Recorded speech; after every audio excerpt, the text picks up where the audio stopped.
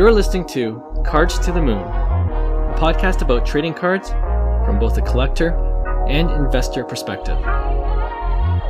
We hope you'll stick around for the ride as we take a deep dive into the state of the hobby, share some hot takes, hopefully some useful advice, and fun stories along the way. Hey guys, welcome back to Cards to the Moon. This is episode 211, and my name is Clark from 5cardguys.com and 5cardguys on Instagram. Co-hosting with me as usual is Hyung, who is Integrity Sports Cards on IG. John's away for this episode, but we hope to have him back next time we record. All right, off the top today, Victor Wembanyama, to the surprise of no one, was recently named the NBA Rookie of the Year. And to commemorate that achievement, Topps issued a Topps Now basketball card, of course. And part of the release includes 189 on-card autograph cards. And it goes from black parallels, number to 99, all the way down to a one-of-one gold card that also has a Rookie of the Year inscription on the card. So all of those signed cards are distributed randomly, with each of them listed for $3,000. Okay, and it's sold out in 20 minutes. Wow. So that's a cool $570,000 for Topps right there. So I want to know, Hyung, what are your first thoughts on this Wemby card, and just generally the strategy of getting collectors to buy a Topps Now card like this at a high fixed price for that chance of getting the one-of-one inscription card? Well, I think it doesn't really matter what we think. It sold out in 20 minutes. So Right. So the marketplace dictates, the demand. Fair point. And I think most people need to understand that basic principle.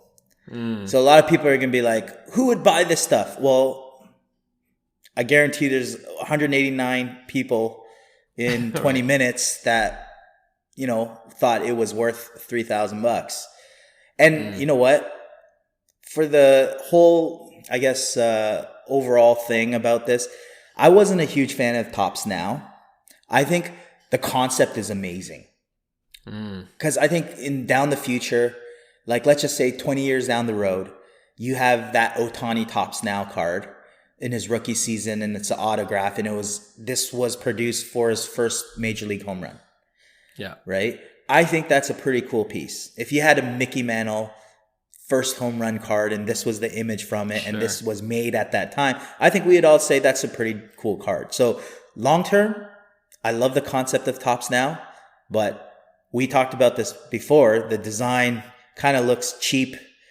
And I wish they put a little more effort into the Topps Now concept, because the concept is definitely cool. And I think there is going to be a massive marketplace for it, because, if people are buying this within 20 minutes, and the marriage of Wemby cards being, having a tough time doing licensed autos, I think that was a big key to Wemby's rookie cards at the end of the day, because there's not too many autos out there. So I think there's a lot of value and hype around this, and as long as he becomes the player that everybody thinks he is, I think there's going to be a massive demand for these specific cards. Yeah.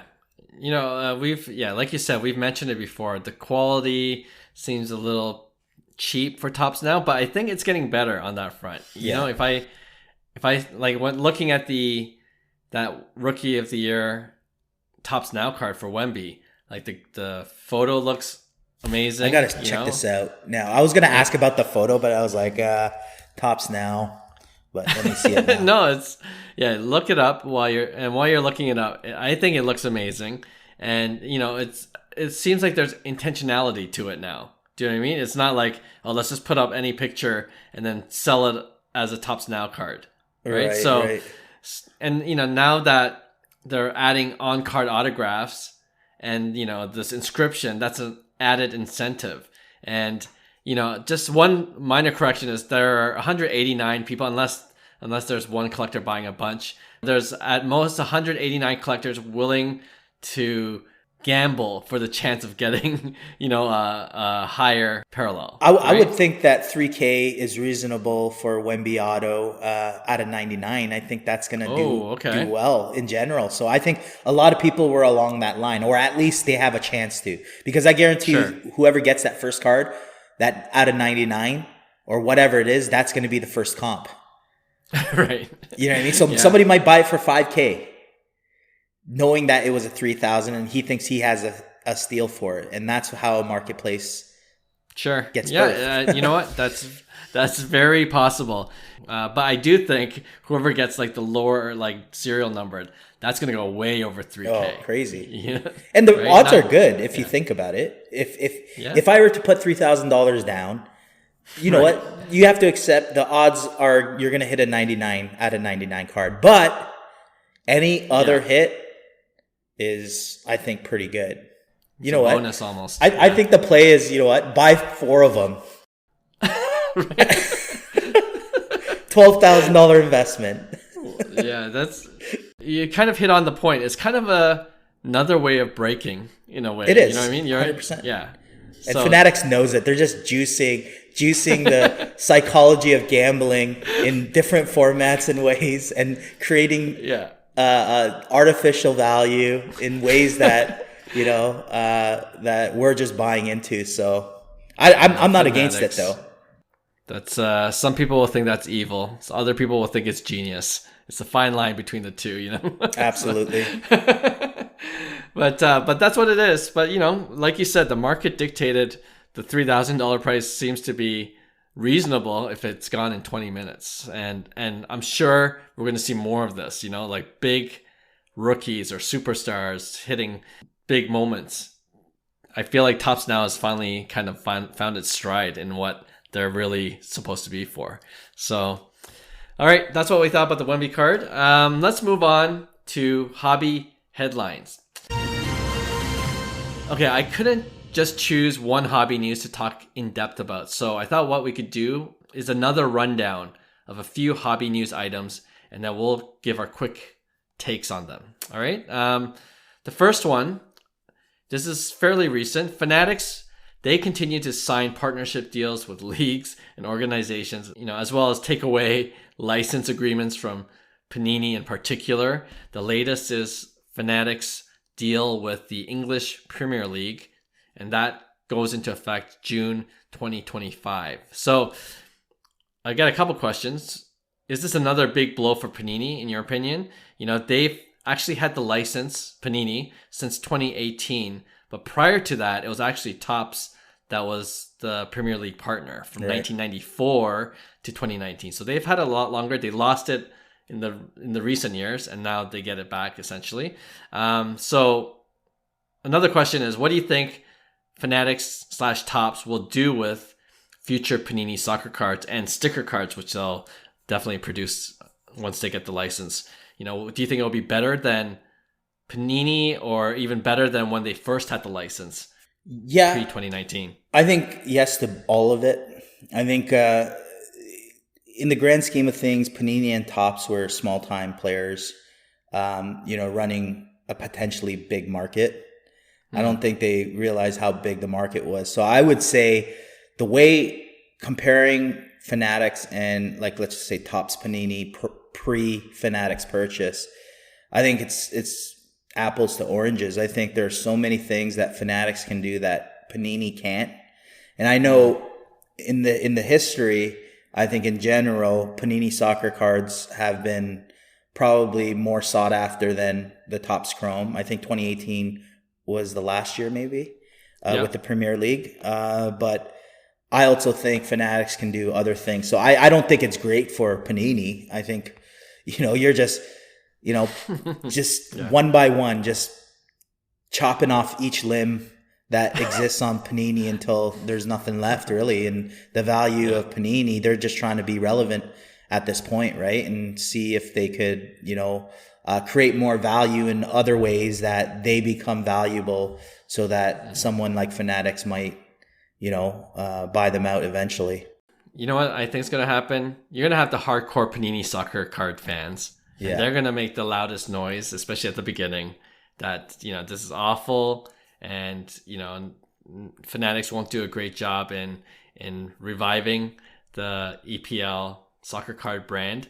But at the end of the day, any newer collector for soccer cards won't care about the Panini, like their partnership they had with Panini and the look of their cards and the brand with Prism. That's like I don't know if I want to say a big demographic of collectors, but I think over time it'll be not as significant. These newer collectors will see the Fanatics Topps Chrome brand of soccer, and that's what they'll be chasing from now on. Right. And everything before that was just history in their opinion, right? So for sure. Yeah, we'll see how that goes. But I do feel bad for Panini in the sense that it seems like they're dying a slow death, and we'll see what they are going to do to respond, if anything. Okay, second. So I don't know if you heard about this, but more than $2 million worth of baseball cards was allegedly stolen at a hotel in Strongsville, Ohio. And the cards that were stolen included more than 50 vintage cards. And part of that lot, there are some high-grade Mickey Mantle and Roberto Clemente cards. Apparently, the background of the stories, it was shipped by Memory Lane Auctions from their headquarters in California via FedEx, and it was to be displayed at a local card show about a month ago, and that's when it went missing, like mid-April. The auction for those cards closed this past weekend, which is why it's making news now. And I think Memory Lane Auctions, they were hoping the cards would show up by the end of the auction. Obviously, still stolen, still missing. So, not sure there's anything to add to the story other than, I can't see how whoever stole it will be able to sell it, since all of those cards are apparently graded, so there's serial numbers attached to it. But yeah, what do you think? What do you think? Are these cards gone forever, or do you think it'll show up later? Well, I don't know the background story of who's the involved party is, so let me just put a disclaimer out there. Maybe they're reputable. Okay. But there's always conspiracies, It's like, right. Well, inside job? Well, how does $2 million worth of cards go missing? Who knows about that there's $2 million being shipped? And then, is it insured? Were they insured? I believe they were insured. Will an insurance company cover that? That's a good question. I mean, the sales do help. Yeah. Right? And then I'm sure there has to be, obviously, the proper reports. But yeah, I don't know. It just, to me, the story, you just don't get $2 million of cards missing. Like, there has to be, somebody had to known about it and targeted that package, and you're right. How are they going to liquidate it? But if there's insurance money involved, and those are vintage valuable collections, they could disappear for the next 30 years and no one would bat an eye, right? And obviously, this is just questions just coming on, in my head. I'm not accusing anyone of anything. These are the first questions that pop up to say, a lot of questions. A lot of questions. $2 million just can't casually go missing worth of slabs that aren't liquidatable, if that's a word. Yeah, right. I get it. Yeah. Sports Collectors Daily, the website, did a great job just kind of doing the initial investigation of what actually happened. And I believe in their report, there are other boxes, this is reported, opened from not just Memory Lane Auctions, but other, I guess, people that were supposed to show, they're planning to display their collection at that local card show. So I don't know if the suspect is someone that works at the hotel, because actually that's a detail I should have mentioned. It was shipped to a hotel. Yes. What the heck Ohio. was that? So right. At a Best Western, nothing wrong with Best Westerns, but what? I want to know the whole story. Why isn't this getting, shipped to a hotel? I'm not, if I have that, I'm taking it with me. I'm flying it with me. I'm having that with me the whole time. You know what I mean? Me too. That's so many questions. Wild. That's why. And a Best Western, it's not even like a Hyatt. Yeah. The security is probably different level at those two hotels. Hey, it's Kaylee Cuoco for Priceline. Ready to go to your happy place for a happy price? Well, why didn't you say so? Just download the Priceline app right now and save up to 60% on hotels. So whether it's Cousin Kevin's Kazoo Concert in Kansas City, go Kevin, or Becky's Bachelorette Bash in Bermuda, you never have to miss a trip ever again. So download the Priceline app today. Your savings are waiting. Go to your happy place for a happy price. Go to your happy price, Priceline. But yeah, police are investigating. That's the latest. And if there's any updates, we'll definitely talk about it in a future episode. All right, two more items. And they're both related to the recent release of 2024 Bowman, which I haven't cracked open yet. I don't know if you have had the chance to crack open, Hyung, but there's some cool hits in there. And one of them is the retrofractors. I know we've had mixed opinions on this in the past, but retrofractors are back in the 2024 Bowman as one of the hits.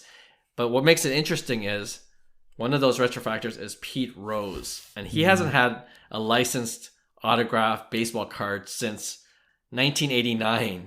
All right, so that's more than 30 years. Obviously, that was a short time after he was banned for betting on baseball games. His autograph cards are, like I said, in the 2024 Bowman as part of the retrofractor subset. So my question, would you want one of these cards? You know, I feel like he's done a lot of IP autos at card shows in the more recent past. I guess that's, you know, people still value his cards, rookie cards, and signed rookie cards. But what do you think about these retrofractor cards? The problem is Pete Rose is known to sign a ton. Like he makes money by charging, you know, just wherever he is. He could be wherever and sign and charge $10, $20 a card to sign. And I think he's been doing that, so I don't think there's a massive demand for Pete Rose's autograph. But I do like the idea somewhat. I don't know how I would feel if I pulled a Pete Rose first Bowman Chrome auto as opposed to like a Dylan Cruz. Like the chases are prospects, right? So it's like if I got that, like even a colored Rose, I know they did it with like Babe Ruth and stuff. It's like I don't follow that, but I'm assuming there's not a huge demand for the Babe Ruth retrofractors or anything like that, right? So I could see it being cool for, you know, if you're a Reds lifer. But to me, I'm like, give me Walker Jenkins or Dylan Cruz and I'll be a lot happier than Pete Rose. And trust me, I love Pete Rose. I think he's done so much for the game that he should be in the Hall of Fame, but that's a different topic. But right. I mean, it's a love-hate thing for me because I look forward to getting a prospect over, you know, a veteran in that product specifically. Sure. Yeah. No, I see your point. I'm looking up. I haven't even thought about Babe Ruth retrofractors since they came out. Remember, it was you forgot such about a huge it. hype. Yeah. Yeah, you're right. You're absolutely right. I'm like, oh, yeah, that's right. And I'm looking up at like recent prices, recent sales. A gold retrofractor of Babe Ruth, PSA 9, sold for $989. And that's way cheaper than it was when it initially first came out. And yeah. I wouldn't be surprised if it keeps on going down, to be honest, because it's when people need to liquidate and the demand is not there. They're willing to take $600 or $700 and cash out and move it elsewhere. That becomes the new comp, right? That's how usually it works, the supply demand. But yeah, like the retrofractors, I think it's a cool idea. I think there are, you know, I wouldn't mind a Babe Ruth card. I wouldn't mind a Pete Rose card. I wouldn't be like, this is worth nothing. You know, it'd probably be a cool PC card maybe. But other than that, yeah, I'm prospect hunting, especially in Bowman. So if you think about it, I believe usually the layout for Bowman is the toughest to hit because it's paper product. You know, it's not like it's Bowman Chrome, right? And it's one auto per hobby. It usually used to be. I don't know if it's still the same breakdown. And jumbos are 3 autos. So there's not a lot of autos coming out of that product where Bowman Chrome, you're getting, you know, 2 in hobby and 5 in or 3 in HTA with Bowman Chrome and then 3 and 5 for Bowman Draft, right? So the Bowman product itself is always the biggest hype because it's the new initial Bowman launch of the season. And you have pretty big chases in there with Dylan Cruz and Walker Jenkins, but Yeah, it's a tough pull. Yeah, no, I see your point. The only thing I'll say, like in support of Pete Rose, is that versus the Babe Ruth retrofractor from the previous year, is that the Babe Ruth, I don't believe any of them were autographed. Right. You know, like they didn't insert a sticker auto of Babe Ruth. You know, they're just rare parallel colors. Well, who else was in that set then? Or Clemente? It was Babe Ruth. Yeah, like Roberto Clemente. Like, does anybody want Roberto Clemente first Bowman Chrome? Yeah, I don't know if there's a big demand. Yeah, like now, anyways, I don't even think people know about it. Do you guys want the Tom Brady Bowman Chrome still? Ooh, now you're asking good questions. Yeah, well, it's exactly what we talked about at time of release. It's like it's a cool thing, but will it sustain itself? Because the demand eventually fizzles off on those types of cards, right? Yeah, true. But I will also add, like, there are some diehard Pete Rose fans, right? So, you know, to have it on essentially an official or licensed baseball card product where it's you could rip it and you could hit it, I think there's going to be a bigger audience for that than the previous retrofractors. Maybe not much, but I think there will be a slightly higher demand. So I do think it'll hold its value. Definitely if you hit it now and if you sell early, that's probably the best move. You're selling the hype.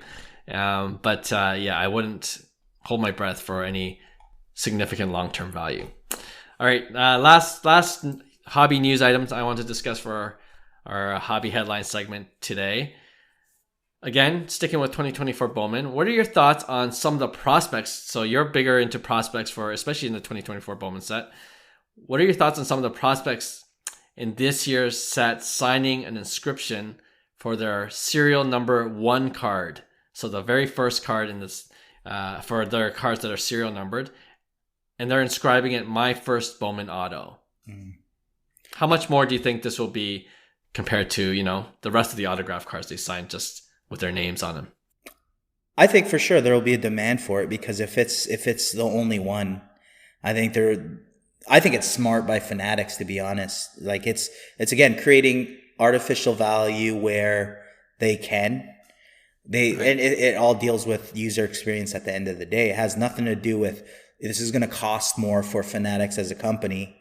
They're implementing these little things that become desirable, what they feel would be a collectible, because they're in the collectible space. So they're thinking, and okay, if this is a collectible space and I got, let's just say, Dylan Cruz's first Bowman Chrome auto, and Dylan Cruz ends up becoming an absolute superstar, I think that demand for that particular card, that first and inscribed, it becomes a massive demand, right? Now, would I want a base auto with an inscription over a red? Probably not.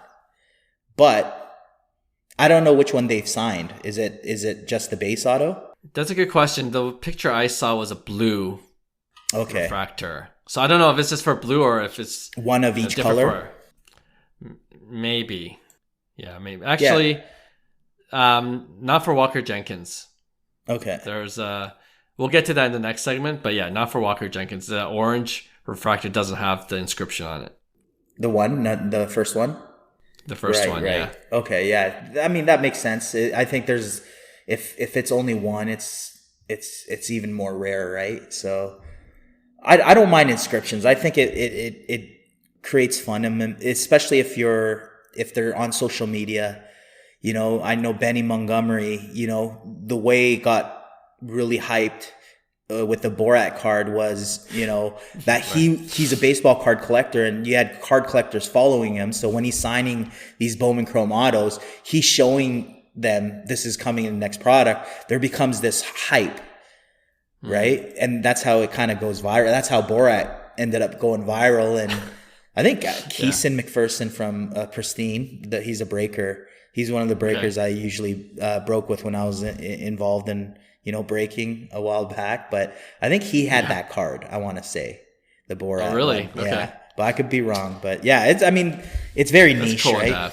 Yeah. Yeah. Yeah, no, absolutely. I don't mind it at all. It kind of reminds me of the equivalent of hockey. You know, they have the inscription of the dates on some of them. Right. And that definitely has a premium, even though it's just an inscription of the date when they got drafted, right? So I would expect that any inscription card, especially that one that says my first Bowman Chrome Auto, which has more meaning and significance to it, will go for a premium. How much? I don't know. Maybe, I don't know. 2x? Is that too much? Or is that too low? I think if there's one, I think it's too low. Yeah. Right. So, and it's basically that whole concept of, well, 3x. Who's a buyer at 3x? Anybody a buyer at 3x? No, we'll go to 4x. Somebody a buyer at 4, and then somebody's like, you know what? It's worth 4x. Boom. He buys it because he thinks it's worth 10x. Right. And then nothing happens, and then boom, it just collapses back down. He's like, I'm going to liquidate this for minus 5x now. You know, there's your new comp. Yeah. You just need one guy to overpay, and that's that's what you see as the latest comp. All right, that's a good transition to our next segment we call over under. All right, we've done this before. Obviously, I give you a list of cards. I throw out a dollar amount, and then you tell me if you think the last card that was sold was over that price or under. Okay, and we're gonna stick with 2024 Bowman since it was released recently, and there's already been some big hits already. I'm gonna list a few, and you tell me if it's over or under the amount that I give you. All right, so let's start with Yoshinobu Yamamoto, his blue refractor rookie auto, number to 150, of course. $1,000, and these are all raw. Like none of these are graded. A blue auto. Yes. This is not his first chrome. This is just his rookie auto. He doesn't have a first chrome, right? Just like kind of like Ohtani. Yes, I don't believe so. It's the Ohtani deal. So this is his first. So this is kind of similar to Ohtani, right? Because Ohtani appeared in 2018 Bowman. You know, the pitching auto. Yeah. Right. Yeah. And then that was a rookie auto. It wasn't a first chrome. And then his second hitting auto was from Bowman Chrome in the summer. So I'm guessing that this might be Yamamoto's card to get because Topps hasn't released, obviously. So this is his first auto card. So I think it will fetch a premium, to be honest. But $1,000 seems a little steep for a blue auto. I would think that a gold auto would be like $1,000 to $1,500. So I'm going to say a blue auto. I don't know. It should be close to 1,000 though, I would say. But I'm going to go under. I think it will be under. I think it's too much, 1,000 for a rookie auto. It's good reasoning. That's for sure. I would have said, I obviously know the answers, but I would have said over just because of the color match too, right? Like I think the Dodgers. That is a nice card. I didn't see the image though. Is it him pitching? It's him pitching, about to release the ball. But the answer is it's over, and it's close to 1,000. You're right, 1,100. Wow, was the sale price on May 9th. I see this card. Yeah, do you have it? I do. I'm interested. At that price? No, definitely not at that price. There you go. Yeah, I mean on the screen. Yeah, it's a nice looking card. I would give it that. 1,000's a little steep though, but it could be a bargain, right? You know, I love the color matches, right? It is steep. It is definitely steep, but he's also Rookie of the Year contender too. So there's a few things. Is he like 43 years old though? These Japanese players coming from, they've already had a career in Japan. Yeah, there's their second career in MLB. Yeah. All right. Well, next card. You know these guys better. Honestly, some of them I'm hearing for the first time, but they're obviously huge prospects. In Hyung, you know most of the prospects already. Walker Jenkins. I'm a huge fan of him. I think he's gonna hit. And he's, obviously he's one of the big chasers because his card prices are up there, even the ones that have sold already. His orange, number to 25, 3,000. Oh, for his orange? Yeah. I think that's cheap. Wow. Okay. Yeah. Well, I wouldn't pay 3,000 for it. Right. Well, I like Walker Jenkins, but I still think 3,000 is expensive. Don't get me wrong, but it's what the marketplace thinks. on the biggest release of the year. So it's cheap. That's cheap for Bowman release of, I would say, I like Walker Jenkins more than Dylan Cruz, to be honest. Just the potential. Because Dylan Cruz is a little older. Walker Jenkins super young, and he's absolutely mashes. Dylan Cruz is an exciting player, but he's undersized, and if he struggles, he's not playing the way he's capable of playing, especially this year. So whereas Walker Jenkins has more of that leeway. So I'm going to say 3,000 would be under for an orange. True orange, right? No orange wave? True orange. Yeah, I'm going to say under. Has to be under. The last sold? Yeah, last sold. Oh, sorry. It has to be over. 3,000 is cheap. Right. Yeah. So you're saying over. The sale is sorry, over. yeah. You're right. 3,500. Sold for 3,500. So you're right on that. It's over. Number to 22 of 25. And you know what? Just piggybacking off this, I did mention that number 1 of 25 also sold, according to Card Ladder. 6,000. I'm doubling the over-under. Was that... Oh my God. That had to have been release day. It can't be the last sale after the $3,800 or $3,500 sale. So what I see on Card Ladder is sold on May 7th for a big amount, and it's sold again on May 8th. So I don't know if the first sale was legit, but I'm going by the second sale recorded on Card Ladder. Okay, so the 3,500 was the third sale? Yes. Okay. If you count the first 2 sales of the orange, refractor. Right. Okay. Yeah, it makes sense. Obviously, the first sale, I think, wasn't a sale. Okay. And then I think the second sale was a sale. Yeah, and that's the one that's numbered 1. The number 1, yeah. But that was like, how much did you say they paid? So I'm saying the over-under number for that is 6,000. Number 1? Yes. I don't think that would fetch a premium. I think you that's don't think just number 1, the first card in that's not a premium orange thing? Yeah, I don't think that's a premium. Okay. I really don't. Unless it's inscribed or anything like that. And it's not inscribed like we were talking about before. So this one is not inscribed. Yeah, 1 out of 25. If the other orange was 3,500 and this one was $6,000, I would definitely buy the 3,500 number 22 out of 25. Yeah. So you think it probably should sell for under the $6,000? Yeah, you're right. I would say $4,000, $4,500. Yeah, it sold for it actually sold for 5,800. So that's pretty close. That's a premium. To 6K. Yeah, that's a lot. So this is what I'm saying. The first card in each, some people are willing to pay a premium for it, right? Yeah. And now that we're talking about it, we were discussing whether 2x would be a lot for the ones that are inscribed. If this is of any indication, it'll probably be 3x then. Right. I guess the next orange will dictate. Yes. Because then it would be, if it's lower, let's just say, than the 3,500, the next sale, then I would say that number 1, they just overpaid because of hype. Right. If it settles in for like 4,500 the next sale, I think then it might have been more accurate.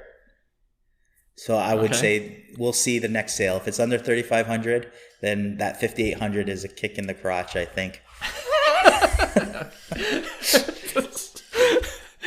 Oh man, you're probably right. Okay, let's go to do one more. Dylan Cruz. Topps is using Dylan Cruz as their ambassador for the 2024 Bowman. He's everywhere on their social media. So I guess he is a big chase. You didn't have to tell me. Gold lava. So they have these, different variations of the gold, but they are numbered to 50. His gold lava, first Bowman, 2,000 over under. It's an auto, right? It's an auto, yeah. So Dylan Cruz, I would say, outsells Walker Jenkins in general. So I would say if Walker Jenkins' orange auto is at 35, I would say Dylan Cruz would be at $5,000 for an orange. Okay. I would say orange outsells, and that's the tough part. How much more does orange outsell gold? But this is a gold lava. as well. So that's just that's a cutter twist in on the hands. Just get off me. So 2000. It sounds about right, but I would say some guys all about the hype. I'm going to say it's over. You're right. 2,500. Someone paid 2,500 earlier today, May 9th. Wow. Was a sale. Yeah. It looks like a gold shimmer, to tell you the truth. The lava. I don't know if there is a gold shimmer, but it's very similar, or if it replaced the gold shimmer. I could show you. Oh, it looks like a gold shimmer. That's a gold shimmer. Yeah, maybe they mislabeled it. Maybe someone got a. I think this is gold shimmer. Right? Yeah, which I like gold shimmers better than the gold lava, to be honest. Yeah, but still, I think at 25. The problem is I don't know how old is Dylan Cruz now. He better start performing really quick. So I think the lifespan of Dylan Cruz cards are a lot shorter. So he has to go now. Like, he has to do some damage, and he's in AAA or AA. He's in AA as a 22-year-old, and he's in 235 with 2 bombs. So it's not what you want right now. Wow. So for me, if he keeps this up, like at that, like obviously he's a lot better hitter than what he's showing this year. But I would assume that they're in for a big fall in price with Dylan Cruz cards. And that goes with Walker Jenkins too. Like, I mean, there's a lot of hype around him. Walker Jenkins, though, I'm telling you, he's a hitter. It's everything you want in a young prospect, and he's gonna hit. He's hit at every single level. So we'll see. And then this year is a big year for him, especially with his release. But I think they're both overpriced, to be honest, like usual. Right. So just wait, unless you're ripping and you hit, sell quickly, and then you can always come back in at a lower price point. There's your strategy right there. Before we close this segment, any other prospects to look for in the 2024 Bowman that you're high on? I wouldn't say high on. I think there's a couple interesting guys. I think Arjun Namal obviously is a Toronto Blue Jay big prospect and I think it's almost strategic move for Toronto Blue Jays because there is a big Indian community in Toronto. I think could play really well with that marriage if it all works out. He's super young. He's going to struggle, but there's enormous amounts of hype on him. So I like him, but I don't like his prices. And based on how he started 2024, I think you're going to see a fall down in prices big time. But I do like him. There's a few other prospects. I think you have a couple interesting prospects in there, but they're super young.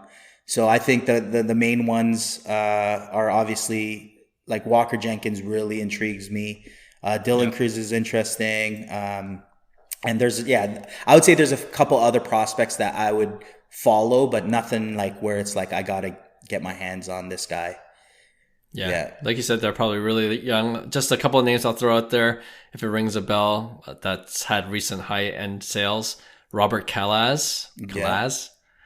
And Kyle Teal. Kyle Teal on Boston, yeah. So like those guys, yeah, they're interesting, but like they're gonna have to really like perform, this year. And that's all prospects. If you're into prospecting, it's all about performance. It's all about top 100 and performance.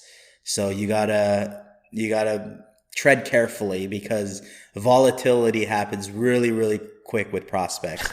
You should be checking in on them pretty much every day.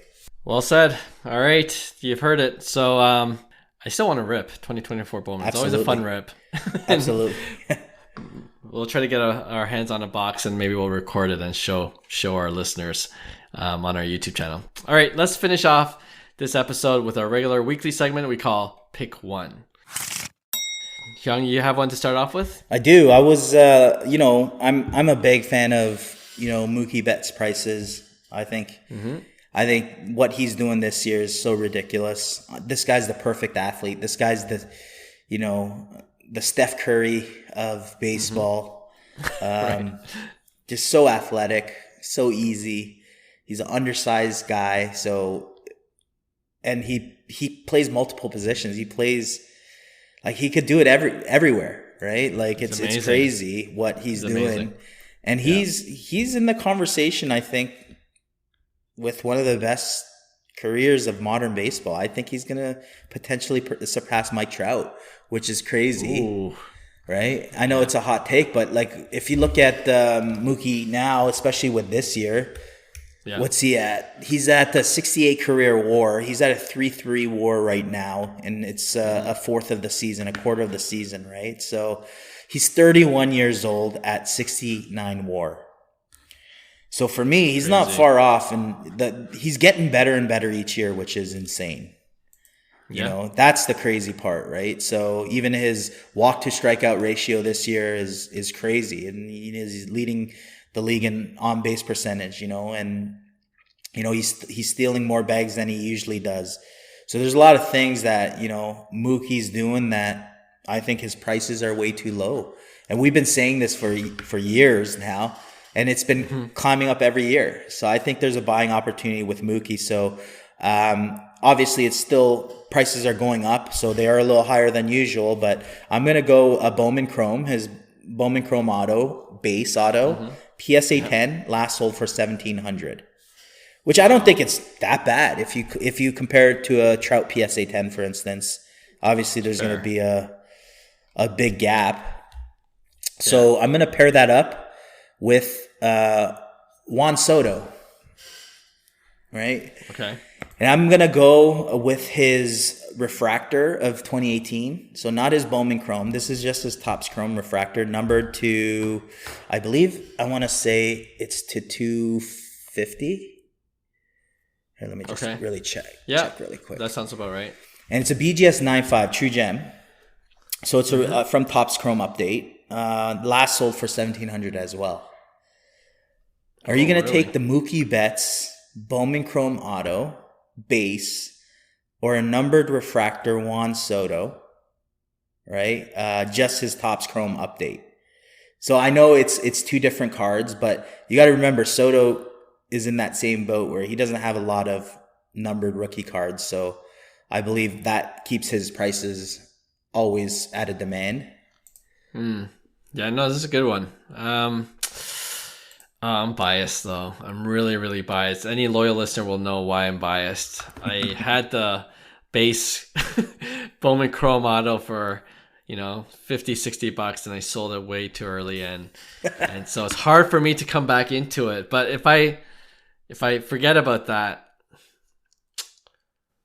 oh man. I like autograph cards better. But I'm really into serial number cards now because of the market. So it's balancing which one's weightier on my scale right now. Juan Soto versus Mookie Betts. And you said both PSA 10? No, this the Juan Soto is a BGS 9.5 True Gem. Okay. Oh, True Gem. Okay. Yeah. But base auto for Mookie. Base auto. $1,700. You had $1,700, a gun to your head, saying, "Pick one." I'm fine. I'm buying back in. I'll swallow my pride, and I'm gonna get the Mookie Betts. Oh shoot! Oh man, that's a hard one. Yeah. Mookie Betts, Betts is just. Like, hey, I said from the beginning he was my MVP candidate choice, and he's playing it out, man. He's like you said, just doing ridiculous things. And the Dodgers, very well could win the World Series. Yankees are doing well too, but okay, yeah, Mookie Betts. I'm gonna get my hands on his base auto again, and not sell soon, not sell quickly again this time. Okay. You know what? I agree with you, Clark, and here's why. I think Mookie Betts has solidified him to the next level. Like, we're talking after this year, I think he's solidified as one of the greatest modern players in our generation. And just to put into context, you remember you had a 19-year-old Juan Soto enter the big leagues and see success, and he's been nothing but outstanding his first 6 seasons. That's true. This is his 7th season, and he's combined 30 WAR in six and a half seasons, let's just say. Right. You double that, he would be the same age as Mookie Betts. Same experience. Mm-hmm. And if you extrapolate that data, Mookie has a 69 WAR at 31. Crazy. That's how crazy Mookie Betts is. Like, Juan Soto would have to do this same thing for the next 6-7 years. Yeah. To be at the same amount of WAR as Mookie Betts. Just to put into context of how valuable Mookie Betts is and how long he's been doing this and how much more he has in the tank. Right? So for me, like Juan Soto, obviously I believe in him, but I look at the next 6 years, it's like that's a long time, you know? And I think Betts is around the corner where he's separating himself with everybody else at this point, and Juan Soto has to do this for the next 6 years to kind of be in that same category. So with that and the combination of an on-card auto and the combination of a scarce Mookie Betts auto, meaning autos, he doesn't have a Topps Chrome auto, right? Just the Bowman Chrome auto, which I think is going to be highly demanded just in general. So I'm going to go Mookie Betts like you. And those are my reasons for that. Oh, that's good. That's good perspective, man. Yeah, I feel better about my choice now. Nice. You know what?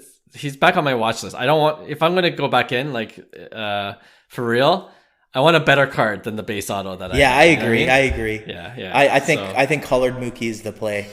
Yes, but you know, you said it. It's not cheap to get him now because of what he's doing on the field. So it's a problem. All right, let's end off with my pick one. I'm going to shift to basketball, high-end basketball, all right? And these guys have been compared to each other because of their tenacity, their style, and you'll know who I'm talking about exactly when I say their names. Anthony Edwards, he's the guy right now that everyone's talking about.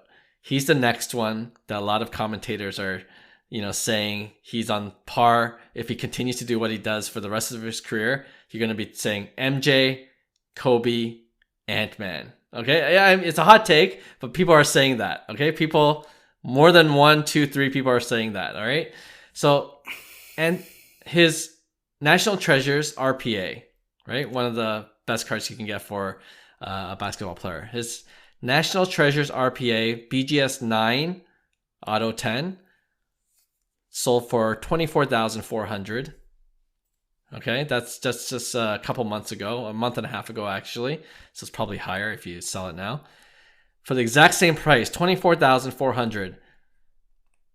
Michael Jordan, the people that people are comparing him to, and to Ant-Man's credit, he says he's telling people to stop comparing him to MJ. MJ is the GOAT. He's not there yet. But people are saying making these comps anyway. But MJ, his iconic 1986 Fleer rookie card, BGS 9.5. For $24,400. For $24K? Exactly the same price, yeah. Frick. So here's my take on it. I think it all depends on your play. Do you like short-term gamble or do you like long-term hold? I think they're two different cards. I think the opportunity definitely is in favor for Ant-Man, but there's a lot of risks that come with it. It could go either way. I think long-term, a Jordan 86 Fleer BGS 9.5 is such a great card. I think it's way underpriced for what a PSA 10 goes for based on that. And if it does have eye appeal where it does look good, I think $25,000 is a steal. Now, if it's off-centered and it's a 9.5, then I'd probably go the National Treasures route.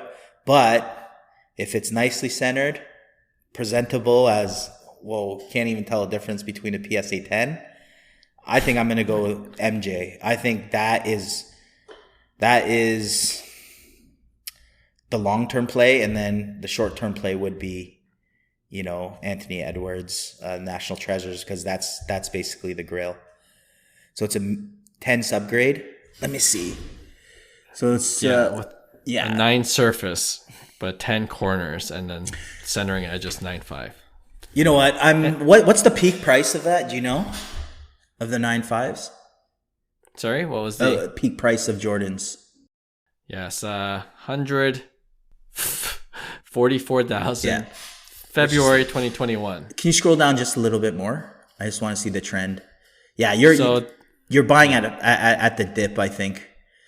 Yeah, I'm going MJ for sure. Okay. Yeah. All right.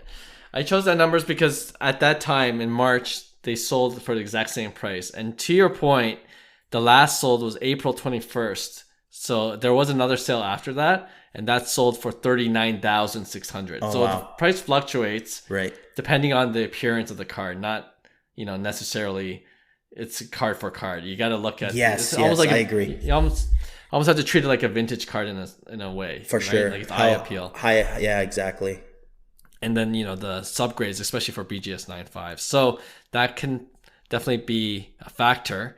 But there's volatility there.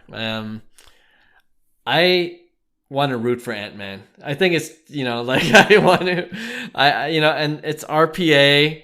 I think modern card collectors, there's a lot of garbage out there, but the National Treasures RPA will be always highly sought after. I'm gambling with Ant-Man. I obviously hugely risky. Yeah. But if he becomes, he doesn't even have to become MJ, but he's in the conversation for top 5-10 players 10 years down the line, I can only imagine what his National Treasure RPA could go for in 10 years time. I could see that.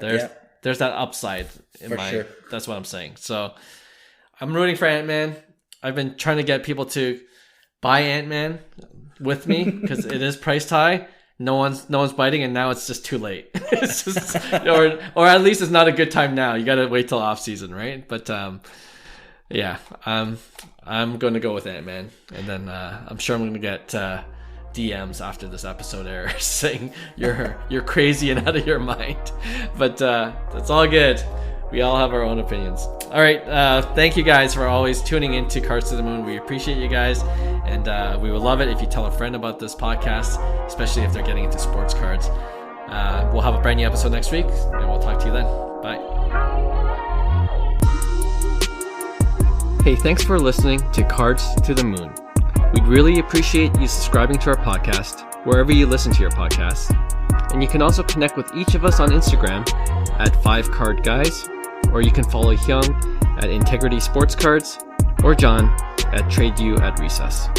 You can also check us out at 5cardguys.com. Thanks again, and hope to connect soon.